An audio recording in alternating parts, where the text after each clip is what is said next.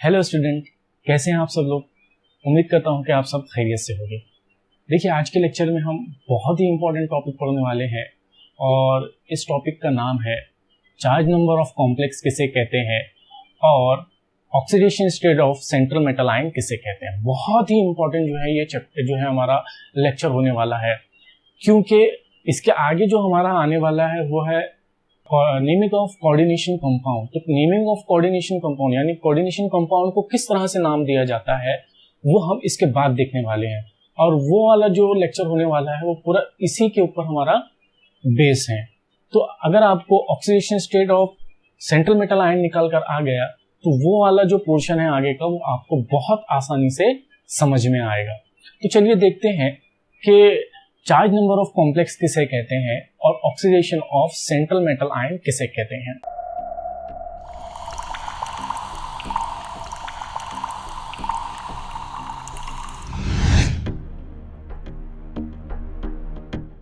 देखिए, charge number of complex जो होता है ये जो है कोऑर्डिनेशन स्फीयर पर मौजूद चार्ज को हम चार्ज नंबर ऑफ कॉम्प्लेक्स कहते हैं। और ये उस वक्त आता है जब हम कोऑर्डिनेशन कंपाउंड का आयोनाइजेशन करते हैं। जी हाँ, जब हम कोऑर्डिनेशन कंपाउंड का आयोनाइजेशन करते हैं तो वो जब वो काउंटर आयन और हमारा कोऑर्डिनेशन स्फीयर जब अलग अलग हो जाता है तो उसी की वजह से हमारे कोऑर्डिनेशन कंपाउंड के ऊपर चार्ज आता है। अगर आप ये इस कंपाउंड को अगर आप देखें, इस कंपाउंड के ऊपर कोऑर्डिनेशन स्फीयर के ऊपर आपको चार्ज नजर आएगा। कोऑर्डिनेशन स्फीयर बोले तो जो स्क्वायर ब्रैकेट है, स्क्वायर ब्रैकेट के अंदर जो लिखा हुई चीज होती है इसे हम कोऑर्डिनेशन स्फीयर कहते हैं। तो कोऑर्डिनेशन स्फीयर के ऊपर जो भी चार्ज होता है हम इसे चार्ज नंबर ऑफ कॉम्प्लेक्स कहते हैं। और ये उस वक्त आता है जब हम कोऑर्डिनेशन कंपाउंड का आयोनाइजेशन करते हैं। जैसे मिसाल के तौर पर ये वाला जो कंपाउंड है ये मुझे कैसे हासिल हुआ। इस कंपाउंड का जब मैंने आयोनाइजेशन किया तो आयोनाइजेशन के नतीजे में मेरा जो काउंटर आयन था, जो पोटेशियम जो काउंटर आयन है, जो कोऑर्डिनेशन स्फीयर के बाहर मौजूद है काउंटर आयन, वो अलग हो गया। और जब वो अलग हो गया तो उसने कोऑर्डिनेशन स्फीयर के ऊपर चार्ज जो है छोड़कर गया। और वो चार्ज जो है वो है -4। चूंकि 4 पोटेशियम +1 चार्ज वाला पोटेशियम 4 निकले हैं तो वो कौन सा चार्ज छोड़ के गए हैं, 4 माइनस चार्ज छोड़कर गए हैं। तो इसी चार्ज को हम कहते हैं चार्ज नंबर। तो चार्ज नंबर जो होता है कोऑर्डिनेशन स्फीयर के ऊपर मौजूद चार्ज को हम चार्ज नंबर ऑफ कॉम्प्लेक्स कहते हैं। अब हम देखने वाले हैं कि oxidation of central metal ion किसे कहते हैं। देखिए, oxidation state of central metal ion कहते हैं कि सेंट्रल मेटल आयन के ऊपर मौजूद चार्ज, सेंट्रल मेटल आयन पर जो चार्ज मौजूद होता है इसे ही हम oxidation of central metal ion कहते हैं। और ये चार्ज आपको नजर नहीं आता, ये चार्ज आपको नजर नहीं आता है, बिल्कुल नहीं नजर आएगा। आपको पहचानना पड़ेगा कि जो है चार्ज जो है हमारे सेंट्रल मेटल आयन के ऊपर कौन सा चार्ज मौजूद है। और जो भी चार्ज उस सेंट्रल मेटल आयन के ऊपर मौजूद होगा उसे हम oxidation state of that central metal ion कहेंगे। उस मेटल आयन का ऑक्सीडेशन स्टेट हम कहेंगे। और ये ऑक्सीडेशन स्टेट कैसे आती है, ये ऑक्सीडेशन स्टेट जो है ये जो है आती है जो हमारा चार्ज नंबर होता है, जो पूरे कॉम्प्लेक्स के ऊपर जो चार्ज होता है उस चार्ज में से लिगैंड के चार्जेस को जब हम माइनस कर देते हैं। रिपीट कर रहा हूं, जो हमारा चार्ज स्फीयर के ऊपर जो चार्ज होता है, कोऑर्डिनेशन स्फीयर के ऊपर जो चार्ज होता है उसमें से जो जितने भी लिगैंड मौजूद है उन तमाम लिगैंड के चार्जेस को जब हम माइनस कर देते हैं तो जो भी चार्ज बचता है वही चार्ज हमारे सेंट्रल मेटल आयन का होता है। तो सेंट्रल मेटल आयन के ऑक्सीडेशन स्टेट जो होती है उसका जाब्ता क्या हुआ, उसका फॉर्मूला ये हुआ कि charge number of that complex, charge number जो हमारा कॉम्प्लेक्स है उसके ऊपर कौन सा चार्ज मौजूद है उसमें से हम क्या करेंगे, माइनस कर देंगे जो चार्जेस लिगैंड के ऊपर मौजूद हैं। जैसे मिसाल के तौर पर जो आपको अभी फिलहाल जो कंपाउंड आपको नजर आ रहा है, इस कंपाउंड के अंदर हम देखते हैं कि चार्ज मतलब oxidation state of central metal ion क्या है, सेंट्रल मेटल आयन की तकसीदी हालत कौन सी है वो हम देखते हैं। देखिए यहाँ सेंट्रल मेटल आयन कौन है, यहाँ सेंट्रल मेटल आयन हमारा आयरन है। तो आयरन की ऑक्सीडेशन स्टेट हमको निकालना है, इसके ऊपर मौजूद चार्ज को हमको निकालना है। तो कैसे निकालेंगे हम, देखिए हम लिखेंगे ऑक्सीडेशन स्टेट ऑफ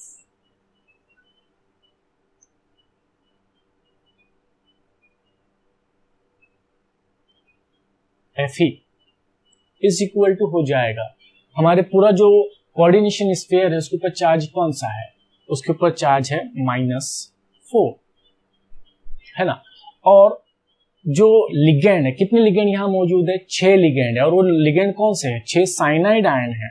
तो हम क्या करेंगे, साइनाइड आयन जो है वो 6 हैं, 6 साइनाइड आयन के चार्जेस को हम क्या कर लेंगे, इसमें से माइनस कर देंगे। तो चलिए देखते हैं। अब मैं क्या करता हूं, ये लिख देता हूं -4 जैसा कि वैसा। एक साइनाइड के ऊपर एक साइनो जो लिगेंड होता है, साइनो लिगेंड कहते हैं इसे।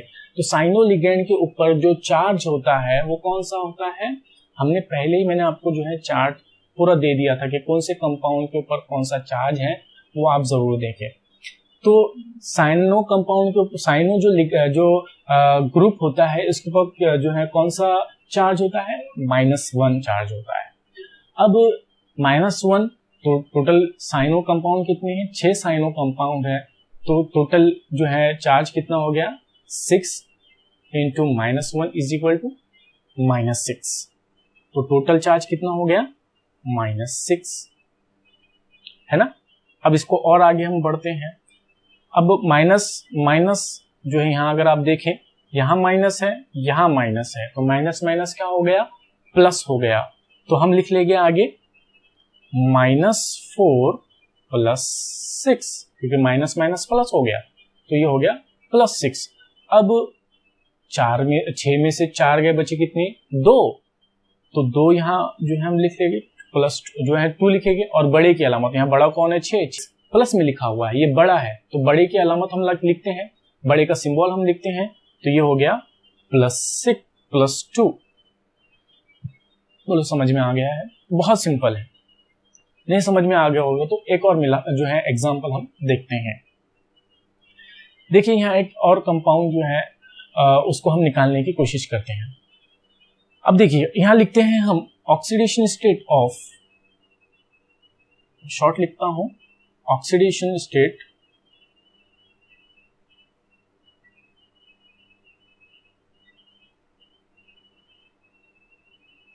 Of cobalt is equal to, क्या होगा, पूरे पे चार्ज, जो हमारा कोऑर्डिनेशन स्फीयर है, कोऑर्डिनेशन स्फीयर के ऊपर चार्ज कितना है, कोऑर्डिनेशन स्फीयर के ऊपर चार्ज +1, तो ये हो गया +1, है ना। फिर हम क्या करते हैं, लिगेंड के चार्जेस को माइनस कर देते हैं, तो हम लिखेंगे माइनस। और लिगेंड कौन है, इसके पास 2 लिगेंड है, एक जो है अमाइन जो है ग्रुप भी इसके पास मौजूद है, और क्लोरो ग्रुप भी इसके पास मौजूद है। चलो उनको लिख लेते हैं।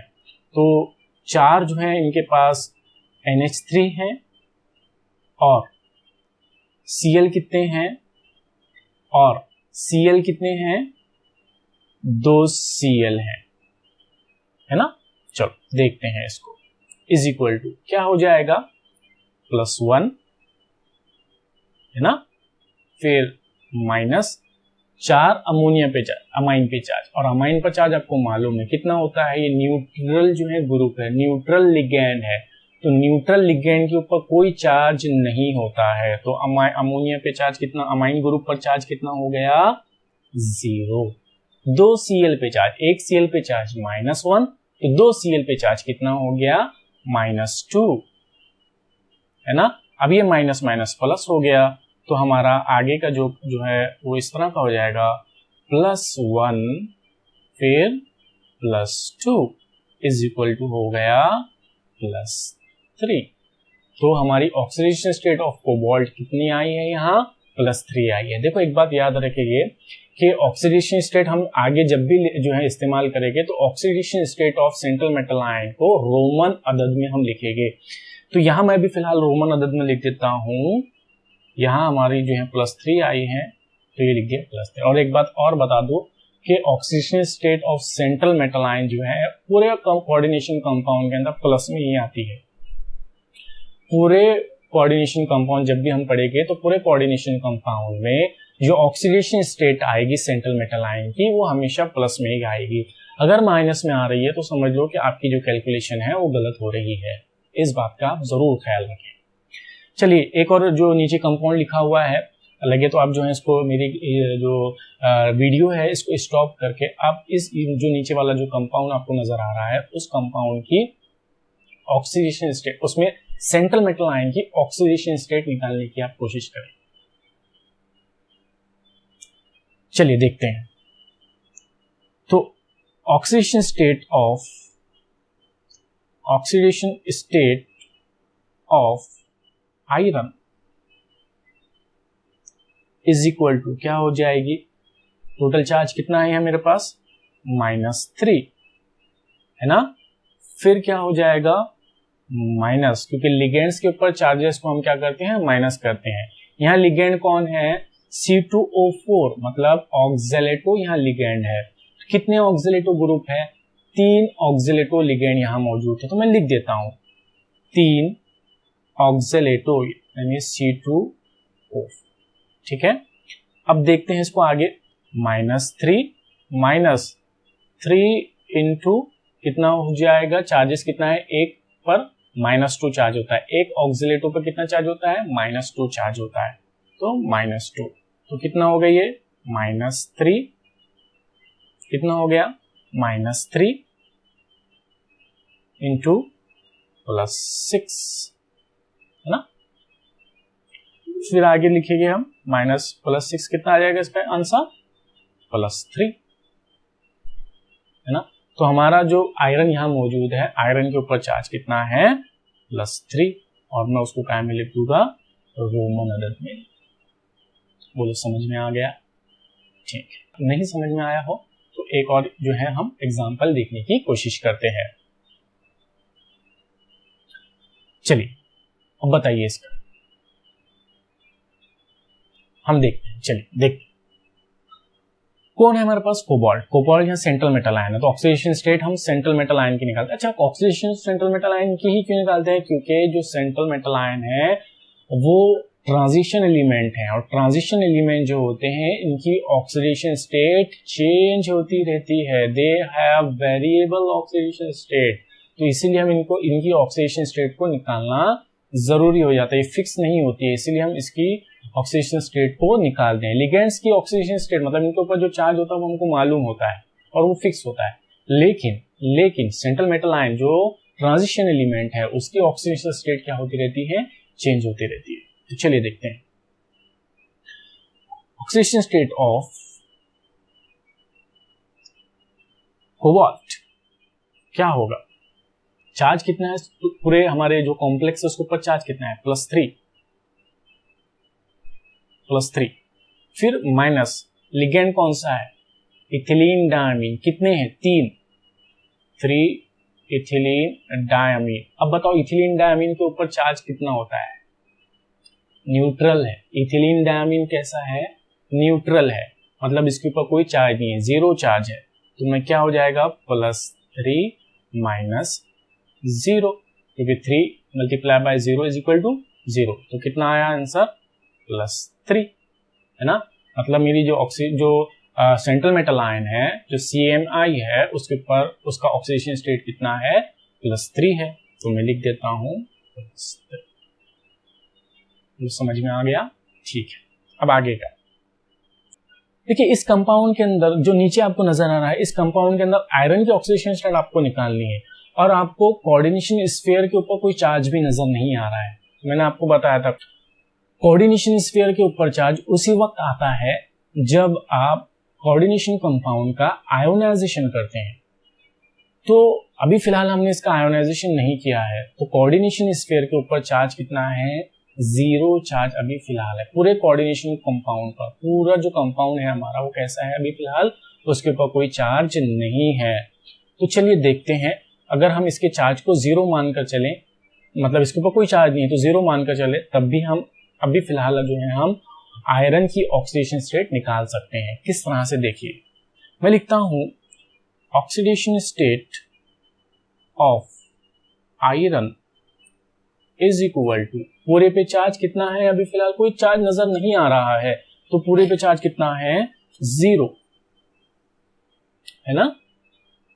अच्छा, और फिर हम करेंगे माइनस, क्योंकि लिगेंड्स जितने भी है और काउंटर आयन जितने भी है उनके चार्जेस हम क्या करने वाले हैं, इसमें से माइनस करने वाले हैं। तो माइनस क्या है, यहाँ लिगेंड कौन कौन से counter ion ligand, counter ion और लिगेंड इसके पास हैं, इसके पास हैं 3 पोटाशियम है ना, और 6 साइनाइड है, यानी 6 साइनोलिगेंड इसके पास है। और हर जो है काउंटर आयन पर और हर लिगेंड पर कितना चार्ज है आपको मालूम है, पहले ही मैंने आपको बता दिया था। बताओ पोटेशियम पे चार्ज कितना होता है, एक पोटेशियम पे चार्ज +1 होता है, और हर साइनो लिगेंड के ऊपर चार्ज कितना होता है, -1 होता है। तो 3 पोटेशियम पे चार्ज कितना हो गया, +3। तो मैं लिखता हूं इसको 0 -3, +3 है, माइनस 6 साइनाइड पे, साइनो लिगेंड पे चार्ज कितना हुआ, -6 है ना। गुड, बताओ आंसर कितना आएगा, 0 +3 है ना, -3 -6 is equal to +3 is equal to, बताओ आंसर कितना आया, +3 है ना। तो ये मेरा oxidation state of central metal ion हुआ। तो मैं लिख दूंगा इसको, सेंट्रल मेटल आयन जो है इसकी ऑक्सीडेशन स्टेट कितनी आई है, +3 आई है ना। अब जो बच्चे समझदार हैं और जो है डायरेक्टली इसको सॉल्व करना चाहते हैं, तो इसी जो कोऑर्डिनेशन कंपाउंड है आप इसको डायरेक्टली सॉल्व करोगे किस तरह से, देखो काउंटर आयन को निकाल दो, 3 काउंटर आयन को अगर आपने निकाल दिया, 3 काउंटर आयन को अगर आपने निकाल दिया, तो बताइए काउंटर आयन को निकालने के बाद हमारे कोऑर्डिनेशन स्फीयर के ऊपर चार्ज कितना आएगा, अगर आपने जो है इसको निकाल दिया। जैसे मिसाल के तौर पर मैं लिख देता हूँ, रिएक्शन को लिख रहा हूं यहाँ, इसको मैं इसका आयोनाइजेशन कर देता हूं। तो देखिए इसी कंपाउंड का जब मैं आयोनाइजेशन करूंगा तो 3 पोटेशियम यहां से निकल जाएगी, है ना, और मेरा जो कोऑर्डिनेशन स्फीयर है FeCN/6 पर चार्ज कितना आएगा, देखो 3 पोटेशियम निकाला तो उसका अपोजिट चार्ज इसके ऊपर आएगा, तो चार्ज कितना आएगा, -3। तो अगर आपने अब इसको सॉल्व करने की कोशिश करेंगे कि हमारा पूरा जो कॉम्प्लेक्स है इसके ऊपर -3 चार्ज है, ठीक है, तो मैं डायरेक्टली आपको समझा देता हूं, इज इक्वल टू हो जाएगा -3 चार्ज प्लस, अब 6 साइनाइड के ऊपर चार्ज कितना, सॉरी, फिर अब क्या करेंगे, जो लिगेंड है उसको माइनस कर देगा, माइनस जो है हमारा लिगेंड कौन सा है, साइनो है, तो साइनो लिगेंड पर चार्ज कितना होता है, एक साइनो पर -1, तो 6 पर हो गया -6, ये हो गया -6 इज इक्वल टू क्या हो गया, -3 + 6, माइनस माइनस प्लस 6 हो जाएगा, इज इक्वल टू क्या हो गया, +3। देखो वही आया। तो आप इसको या तो जो है काउंटर आयन बगैर जो है आयोनाइजेशन किए भी जो है आप निकाल सकते हैं, और अगर आयोनाइजेशन कर आपको करना है तब भी आप निकाल सकते हैं oxidation state of central metal ion. चलिए एक और जो है हम देखते हैं इस कंपाउंड के ऊपर। देखो ये वाला जो कंपाउंड अभी जो आपको नजर आ रहा है, इस कंपाउंड के ऊपर कोई भी चार्ज नहीं है और ना ही यहाँ कोई काउंटर आयन मौजूद है, यानी हम इसका जो है आयोनाइजेशन इसका नहीं कर सकते हैं। तो अब चलिए देखते हैं इसको किस तरह से निकालोगे आप। तो ऑक्सीडेशन स्टेट ऑफ प्लेटिनम क्या हो जाएगा, ये हो जाएगा पूरे पे चार्ज मेरा 0 है, क्योंकि न्यूट्रल जो है कॉम्प्लेक्स है, माइनस क्या है, कितने अमोनिया है, अमाइन जो है लिगेंड कितने हैं, यहाँ 2 अमाइन लिगेंड है, प्लस कितने Cl हैं, 2 Cl हैं, देखो तमाम लिगेंड्स जो हैं उनको मैं जमा कर ले रहा हूं, फिर उसको क्या करेंगे हम, माइनस कर देंगे पूरे चार्ज में से। अब बताइए क्या करूं मैं इसके आगे, जी हाँ, 0 माइनस दो अमोनिया पे चार्ज, जो दो अमाइन लिगेंड पे चार्ज कितना होता है, कोई चार्ज नहीं होता है, क्योंकि अमाइन जो लिगेंड होता है ये न्यूट्रल लिगेंड है, तो इसके ऊपर कोई चार्ज नहीं होगा, तो उसके चार्ज को हम लिखने वाले नहीं है। अब बताओ साइन, जो क्लोरो ग्रुप यहाँ है उस क्लोरो लिगेंड के ऊपर चार्ज कितना है, -1, तो 2 पर चार्ज कितना हुआ, -2, तो मैं लिख देता हूं -2, है ना। अब माइनस माइनस क्या हो जाएगा, +2, तो पूरा आंसर क्या आया हमारा, समझ में आ गया। तो मैं लिख देता हूं यहाँ हमारा जो oxidation state of central metal ion है वो कितनी है, +2। चलिए नेक्स्ट कंपाउंड की मैं वीडियो को जो है आप रोक कर थोड़ा सा निकालने की कोशिश करें। देखो जल्दी निकालो। ठीक, अब मैं बताता हूं। देखिए पूरे कॉम्प्लेक्स के ऊपर चार्ज कितना नजर आ रहा है, कोई काउंटर आयन भी नहीं है, तो पूरे कॉम्प्लेक्स के ऊपर चार्ज कितना नजर आ रहा है, 0 चार्ज है। तो मैं लिखूंगा oxidation state of nickel is equal to क्या हो जाएगा, 0 चार्ज माइनस कितने कार्बोनिल ग्रुप है, 4 कार्बोनिल ग्रुप है। अब बताइए क्या हो जाएगा, 0 माइनस 4 कार्बोनिल ग्रुप पर चार्ज कितना होता है, तो एक कार्बोनिल ग्रुप, कार्बोनिल जो लिगैंड होता है, कार्बोनिल लिगैंड न्यूट्रल लिगैंड है, इसके ऊपर कोई चार्ज नहीं होता है, 0 जो है इसके ऊपर चार्ज होता है, याद रखें आप, कार्बोनिल पर कोई चार्ज नहीं होता है, तो ये भी क्या हो गया फिर 0, तो 4 × 0 = 0, यानी पूरा हमारा जो कॉम्प्लेक्स जो oxidation state of central metal ion है वो कितनी है, 0। हाँ, oxidation state of central metal ion 0 आ सकती है और प्लस आ सकती है, लेकिन माइनस में नहीं आएगी। ठीक है, तो ऑक्सीडेशन स्टेट कितनी है, 0 आई है। मुझे समझ में आ गया। ये बातें बहुत इंपॉर्टेंट है, अगर आपको समझ में नहीं आई हो तो मेरी वीडियो को आप वापस से एक बार और देख लें और फिर जो है आप इसको याद कर लें, oxidation state of central metal ion किस तरह से निकाला जाता है। अगर आप इसके अंदर एक्सपर्ट हो जाए तो आप सिर्फ जो इतना कैलकुलेशन आपको करने की कोई जरूरत नहीं पड़ेगी, आप फट करके कॉम्प्लेक्स को देख कर ही आप क्या करोगे, पहचान लोगे कि हमारी oxidation state of central metal ion क्या है। ठीक है, चलिए ये जो आपकी स्क्रीन पर जो नजर आ रहा है, ये जो हमारी टेक्स्ट बुक है HSC की, जो महाराष्ट्र स्टेट बोर्ड की जो अभी न्यू 2020 की जो बुक आई है, उसके अंदर ये क्वेश्चन है, ये आपके लिए होमवर्क है, जरा देख लें आप इसको स्क्रीन पर और इसको आप सॉल्व करने की कोशिश करें। देखो इसको, इस जो क्वेश्चन है इसको आप किस तरह से सॉल्व करोगे, तो यहाँ आपको पूछा है उसने कि चार्ज नंबर ऑफ कॉम्प्लेक्स क्या होगा, चार्ज नंबर ऑफ कॉम्प्लेक्स जो होता है ये तो हमने समझ लिया है कि जब हम हमारे कंपाउंड जो कॉम्प्लेक्स जो कोऑर्डिनेशन कंपाउंड होता है, जब इसका आयोनाइजेशन करते हैं तो जो भी हमारे उसके ऊपर चार्ज आता है, जो भी हमारे जो कोऑर्डिनेशन स्फीयर पर जो भी चार्ज आता है, इसे हम चार्ज नंबर कहते हैं। लेकिन आपको एक बात और मालूम होना चाहिए कि जो चार्ज नंबर होता है ये तमाम जो कोऑर्डिनेशन स्फीयर में मौजूद जो भी स्पीसीज होती हैं, चाहे वो सेंट्रल मेटल आयन हो और चाहे वो लिगैंड हो, तो दोनों चीजों के चार्जेस को जब हम प्लस कर लेते हैं तो जो चार्ज आता है, मतलब इन दोनों की जमा से जो चार्ज आता है वही हमारा चार्ज नंबर ऑफ कॉम्प्लेक्स होता है। तो सेंट्रल मेटल आयन और लिगैंड के चार्जेस को जब हम जमा कर लेते हैं, जब इनको हम प्लस कर लेते हैं, तो जो चार्ज आता है हमारे पूरे कॉम्प्लेक्स के ऊपर, इसी को हम चार्ज नंबर कहते हैं। ठीक है, अब थोड़ा सा हम इसको देखते हैं। देखो charge number of complex, charge number of complex is equal to क्या होगा, charge on central metal ion, मैं लिख रहा हूं शॉर्टकट में, charge on central metal ion plus charge on all ligand, charge on ligand.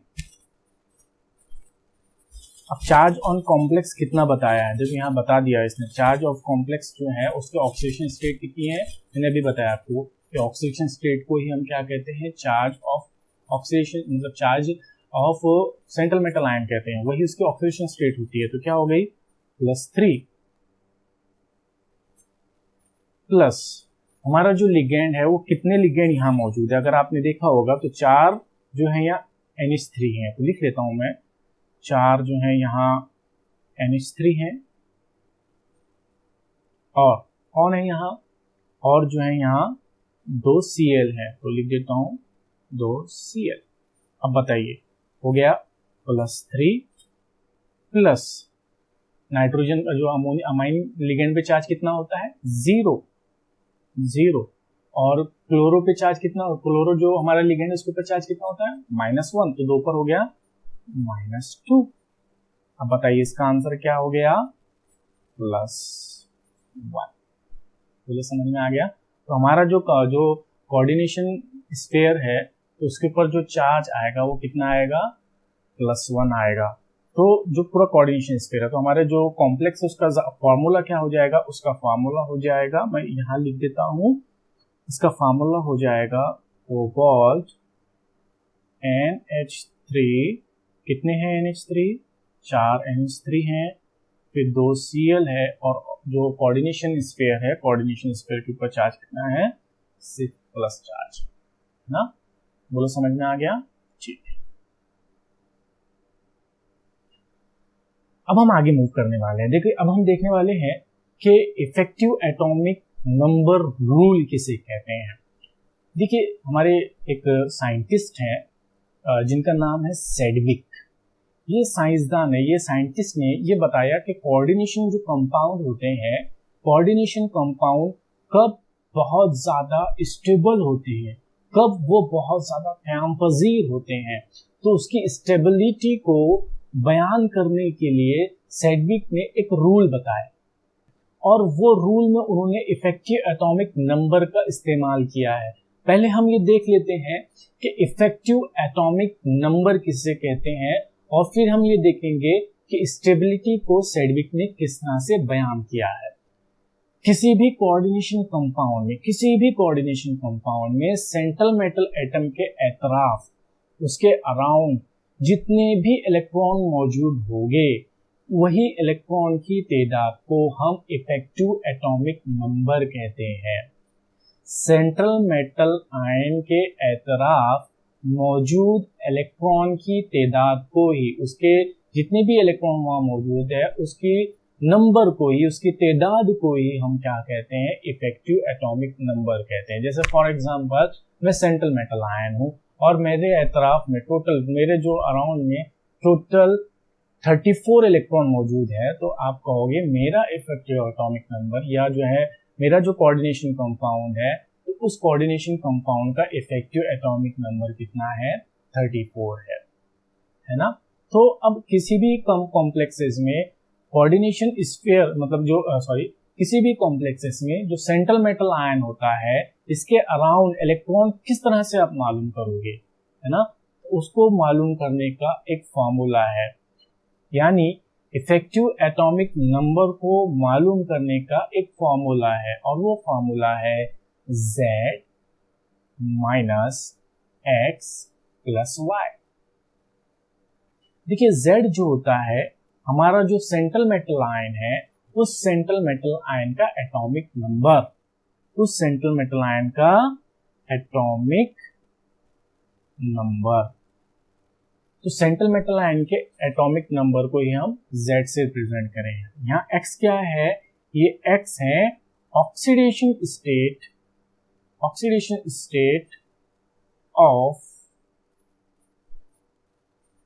CMI, जो हमारा central metal ion है, जो सेंट्रल मेटल आयन है उसकी ऑक्सीडेशन स्टेट कितनी है, वही जो है उसके अंदर से, मतलब जो हमारा एटॉमिक नंबर है उसमें से उसके ऑक्सीडेशन स्टेट को हम माइनस कर देंगे। ये ऑक्सीडेशन स्टेट क्यों आई है, जैसे मिसाल के तौर पर आयरन है, आयरन के ऊपर +3 है, तो उसके ऊपर +3 चार्ज क्यों आया है, क्योंकि उसने 3 इलेक्ट्रॉन को दे दिया, है ना, 3 इलेक्ट्रॉन को दिया, और जब इसने 3 इलेक्ट्रॉन को दे दिया उसी की वजह से उसी के ऊपर +3 चार्ज आया है ना। जैसे मिसाल के तौर पर आयरन के पास 26 इलेक्ट्रॉन होते हैं, तो उसने जो है 3 इलेक्ट्रॉन को दे दिया, तो उसी की वजह से प्लस चार्ज आया। तो उसने 3 इलेक्ट्रॉन दे दिए, तो बताओ बचे कितने उसके पास इलेक्ट्रॉन? 23 इलेक्ट्रॉन बचे, है ना। तो ये टोटल इलेक्ट्रॉन कितने बचे वही तो हम निकाल रहे हैं। तो उसके अंदर उसीलिए हमको क्या करना होगा, उसकी ऑक्सीडेशन स्टेट को माइनस करना होगा। तो अब हम आगे देखते हैं। अब यहाँ Y क्या है? यहाँ Y है जो लिगैंड है, वो लिगैंड्स जो उसको इलेक्ट्रॉन दे रहे हैं, है ना। देखो मैं मिसाल के तौर पर एक समझाने की कोशिश करता हूँ, अगर आपको समझ में आया तो समझने की कोशिश करो। मेरे पास टोटल पैसे थे, टोटल मेरे पास रुपये थे 28 रुपये। थोड़ा सा इसको ध्यान रखो, मेरे पास कितने रुपये थे? टोटल 28 रुपये थे, ठीक है। मैं थोड़ा सा आगे बढ़ा तो मुझे एक फकीर नजर आया। कौन नजर आया? फकीर नजर आया। मैंने फकीर को 2 इलेक्ट्रॉन, 2 जो रुपये थे मेरे पास 2 रुपये, वो मैंने फकीर को दे दिए, ठीक है। फिर मैं और आगे बढ़ा तो मुझे मेरा भाई मिला, और मेरे भाई ने मुझे 8 इलेक्ट्रॉन जो है 8 रुपये दिए। अब मैं घर पर आऊं तो बताओ मेरे पास कितने रुपये हो गए? कितने हो गए बताओ, कैसे निकालोगे? जी, तो मेरे पास कितने रुपये थे? 28 रुपये थे, है ना। फिर मैं आगे बढ़ा, मैंने क्या किया? फकीर को दे दिया। कितना दिया? 2 रुपये दिया। तो आप क्या करोगे? 2 रुपये माइनस करोगे। फिर मैं आगे बढ़ा तो क्या हुआ? मुझे रुपये दिया। किसने दिया? मेरे भाई ने दिया। कितने रुपये दिया? 8 रुपये दिया। तो मैं क्या करूंगा? उसमें 8 रुपये प्लस कर दूंगा, है ना। अब बताइए क्या आंसर आएगा इसका? 26 प्लस 8 इज इक्वल टू कितना होगा? बताइए, 34, है ना। तो मेरे जब मैं घर पर चला जाऊं तो घर पर मेरे कितने रुपए जो है, घर पर पहुंचने के बाद मेरे पास कितने रुपए हो गए? 34। ये वैसे ही है कि जो है सेंट्रल मेटल आयन के उसके खुद के इलेक्ट्रॉन्स कितने थे उसके पास, फिर उसने कितने इलेक्ट्रॉन दे दिए, और फिर लिगेंड्स जो थे उन लिगेंड्स ने कितने इलेक्ट्रॉन इसको दिए। तो ये जो Y होता है, यही Y होता है कि लिगेंड ने इसको कितने इलेक्ट्रॉन दिए, और हर लिगेंड जो होता है वो 2 इलेक्ट्रॉन देता है, ठीक है। हर लिगेंड कितने इलेक्ट्रॉन देता है? 2 इलेक्ट्रॉन देता है। तो लिगेंड्स के इलेक्ट्रॉन यहाँ रिप्रेजेंट करेंगे हम और Y से। और एक बात याद रखेंगे, हर लिगेंड कितने इलेक्ट्रॉन देता है? 2 इलेक्ट्रॉन देता है। हर लिगेंड 2 इलेक्ट्रॉन देता है, ये बात आप याद रखोगे, ठीक है। चलो मिसाल को समझने की कोशिश करते हैं। यहाँ आपको एक कॉम्प्लेक्स दिया हुआ है। इस कॉम्प्लेक्स के अंदर आपको जो है इस कॉम्प्लेक्स का इफेक्टिव एटॉमिक नंबर निकालना है। तो यहाँ अगर इस कंपाउंड का आपको इफेक्टिव एटॉमिक नंबर निकालना है तो आपको एक बात निकालना पड़ती है, और वो क्या है? वो है उसकी ऑक्सीडेशन स्टेट, है ना। Oxidation state of central metal ion निकालना बहुत जरूरी होता है। तो किसी भी कॉम्प्लेक्स में अगर आप इफेक्टिव एटॉमिक नंबर उसका निकाल रहे हैं तो सबसे पहले आपको क्या निकालना होगा? उस कॉम्प्लेक्स में जो सेंट्रल मेटल आयन है उसकी ऑक्सीडेशन स्टेट क्या है, उसको निकालना आपके लिए बहुत जरूरी हो जाएगा। तो चलिए निकाल कर देखते हैं। सबसे पहले हम उसकी ऑक्सीडेशन स्टेट निकालेंगे। तो बताइए यहाँ कोबाल्ट, यहाँ जो कोबाल्ट है ये कॉम्प्लेक्स जो है वो इस तरह का है, ठीक है, इस तरह का कॉम्प्लेक्स है। तो इस कॉम्प्लेक्स के ऊपर आपको जो है इस कॉम्प्लेक्स के अंदर जो सेंट्रल मेटल आयन है उसकी ऑक्सीडेशन स्टेट आपको निकालना है। तो सबसे पहले ऑक्सीडेशन स्टेट निकालेंगे हम। तो बताइए ऑक्सीडेशन स्टेट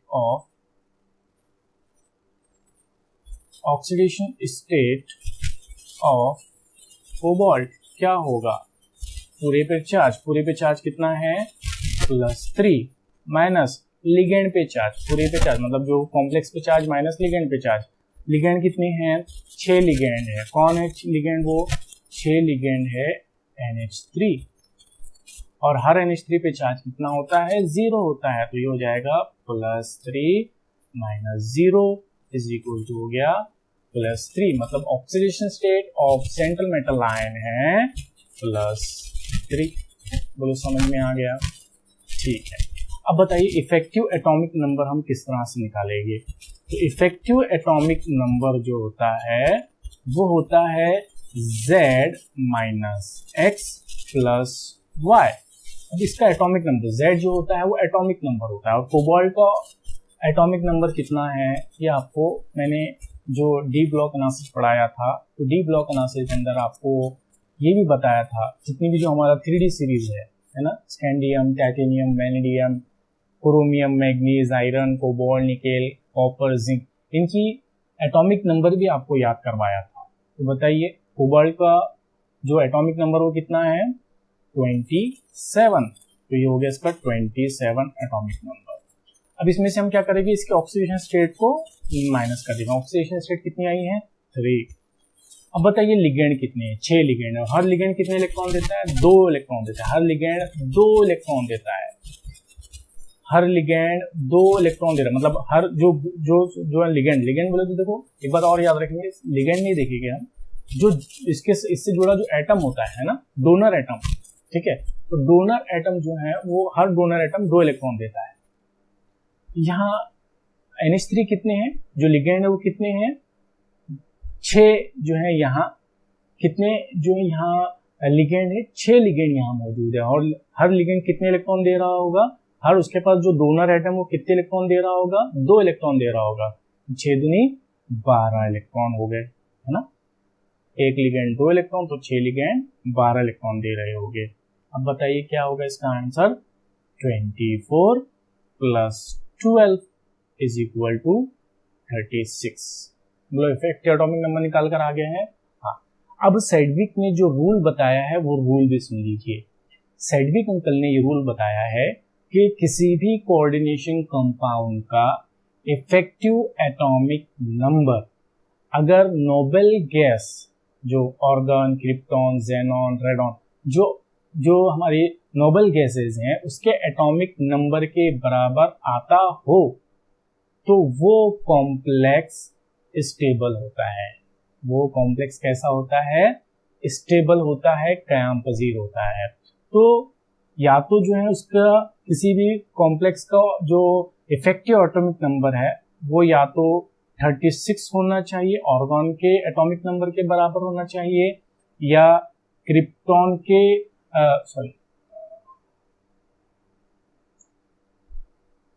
एटॉमिक नंबर या तो ऑर्गन के एटॉमिक नंबर के बराबर होना चाहिए, या क्रिप्टॉन के एटॉमिक नंबर के बराबर होना चाहिए, या जेनॉन के एटॉमिक नंबर के बराबर होना चाहिए। अगर इनके एटॉमिक नंबर के बराबर, मतलब जितनी भी नोबेल गैसेस है उनके एटॉमिक नंबर के बराबर अगर इफेक्टिव एटॉमिक नंबर आ रहा है तो वो हमारा कॉम्प्लेक्स स्टेबल होता है। तो बताइए ये वाला जो कॉम्प्लेक्स है हमारा, जो हमने जिसका इफेक्टिव एटॉमिक नंबर निकाला है वो कितना आया है, 36 आया है। तो क्या वो किसी नोबेल गैस के एटॉमिक नंबर के बराबर है? हाँ, क्रिप्टॉन के एटॉमिक नंबर के बराबर है। तो हमारा ये जो कॉम्प्लेक्स है वो कैसा होगा, स्टेबल कॉम्प्लेक्स होगा, है ना। चलिए नेक्स्ट, यहाँ एक दूसरा कंपाउंड नजर आ रहा है, इसकी जो है हमको इफेक्टिव एटॉमिक नंबर निकालना है। तो बताइए कैसा निकालेंगे। तो सबसे पहले हम क्या निकालते हैं, सबसे पहले हम निकालते हैं oxidation state of central metal ion. तो चलिए देखते हैं। तो बताइए oxidation state of central metal ion, oxidation state of iron कितनी होगी बताइए। टोटल चार्ज, पूरे पर जो कॉम्प्लेक्स पर जो चार्ज है वो चार्ज कितना है, -4। अब बताइए माइनस क्या करते हैं हम, लिगेंड के जो चार्जेस होते हैं उसको माइनस कर देते हैं। माइनस क्या होगा, 6Cn है, 6Cn। बताइए -4 -6, एक Cn पे चार्ज कितना होता है, -1 होता है। तो 6Cn पे चार्ज कितना होगा, -6। तो कितना हो जाएगा ये, -4 + 6 = 2, है ना। तो हमारा जो सेंट्रल मेटल आयन है, जो CMI है, उसके ऊपर उसकी ऑक्सीडेशन स्टेट, उस पर चार्ज कितना है, +2 चार्ज है। तो हमको चार्ज मालूम हो गया, इसका ऑक्सीडेशन स्टेट हमको मालूम हो गई। अब इसको, इस कॉम्प्लेक्स का हमको क्या निकालना है, इफेक्टिव एटॉमिक नंबर निकालना है। तो क्या है effective atomic number, effective atomic number = है Z - X + Y, है ना। Z क्या है, एटॉमिक नंबर ऑफ आयरन कितना है 26 माइनस ऑक्सीडेशन स्टेट कितनी आई है 2 आई है प्लस लिगेंड, लिगेंड कितने हैं 6 लिगेंड है। हर लिगेंड कितने इलेक्ट्रॉन दे रहा होगा, देखो डोनर एटम, देखो हर लिगेंड के पास एक ही डोनर एटम है ना, तो हर डोनर एटम कितने इलेक्ट्रॉन दे रहा है 2 ही इलेक्ट्रॉन दे रहा था। हर डोनर एटम 2 इलेक्ट्रॉन दे रहा है, टोटल 6 डोनर एटम है, तो कितने हो गए इलेक्ट्रॉन टोटल 12 है ना। अब बताइए क्या हो गया 26 प्लस 2 इज इक्वल टू क्या हो गया, क्या हो जाएगा 24 प्लस 12 कितना हो गया 36 है ना। तो इस कॉम्प्लेक्स का भी इफेक्टिव एटॉमिक नंबर कितना आया है 36 आया है। तो ये सिडविक अंकल के मुताबिक, जो साइंटिस्ट है उनके मुताबिक, ये कॉम्प्लेक्स भी कैसा होगा, स्टेबल कॉम्प्लेक्स ही होगा, ये भी कॉम्प्लेक्स कैंपस ही होगा। ठीक है, चलिए एक और एग्जांपल देखते हैं। चलिए सबसे पहले हम क्या निकालते हैं, oxidation state of central metal ion. बताइए oxidation state of central metal ion क्या होगी, लिखता हूं oxidation state of iron Fe is equal to क्या हो जाएगा, हो जाएगा -3 पूरे पे चार्ज -3 माइनस लिगेंड कितने हैं 6 Cn है इज इक्वल टू -3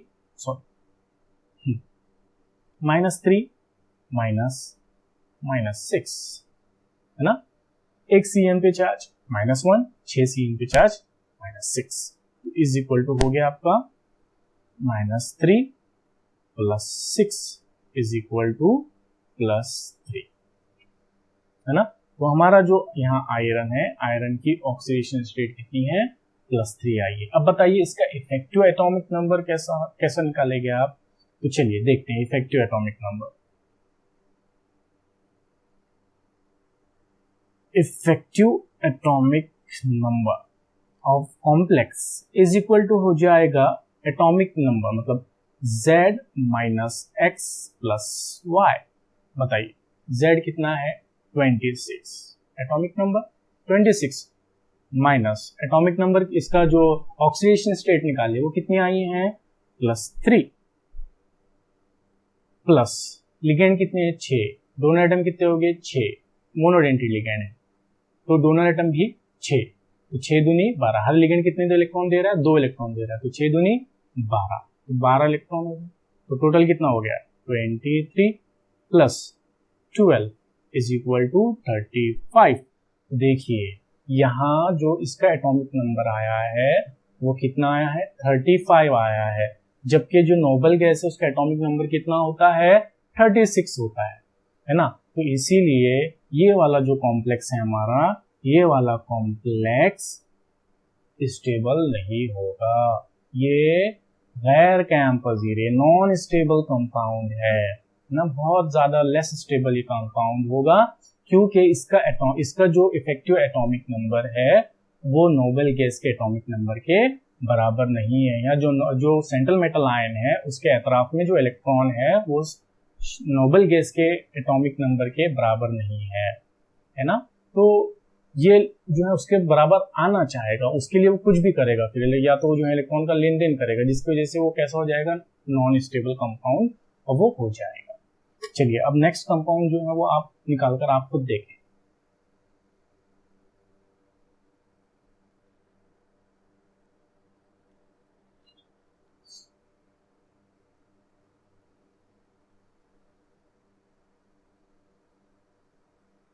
ये वाला कॉम्प्लेक्स आप खुद निकालोगे, ठीक है, ये आपके लिए होमवर्क है, आप इसको जो है खुद ट्राई करें, ठीक है।